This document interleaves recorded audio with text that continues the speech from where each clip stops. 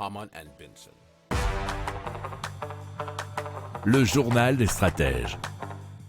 Allez, on va vous parler de pénurie, c'est pas la première fois puisque vous entendez ce mot assez souvent maintenant et dans divers domaines. Alors là, ça serait dans les métaux. Et puisque apparemment, pour la transition énergétique, l'Union européenne nous dit qu'il faudrait 35 fois plus de lithium qu'aujourd'hui. Ce sont des chercheurs de l'université de Leuven qui ont fait pour Eurométaux, l'association européenne des producteurs de métaux, cette enquête. Et il faudrait jusqu'à 26 fois plus de terres rares nécessaires et 2 fois plus de nickel. Il faudrait aussi 33% d'aluminium en plus, 35% de cuivre, 45% de silicium, plus à 10 à 15% de zinc. Alors, il y aurait aussi une bonne nouvelle, c'est que d'ici à 2050, 40 à 75% des besoins pourraient être couverts par le recyclage.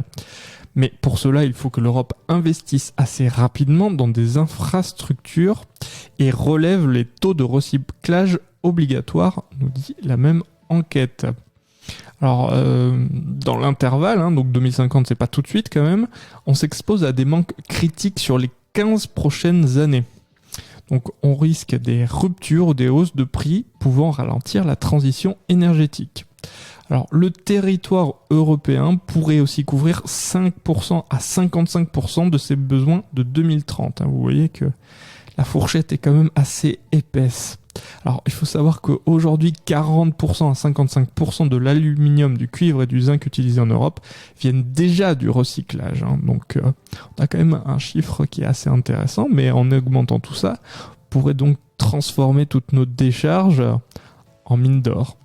Si vous aimez cette revue de presse, vous pouvez vous abonner gratuitement à notre newsletter qui s'appelle La Lettre des Stratèges, LLDS, qui relate, et cela gratuitement, du lundi au vendredi, l'actualité économique, technologique, énergétique, mais aussi de l'hydrogène, et puis de tout ce qu'on trouvera super intéressant pour votre vie.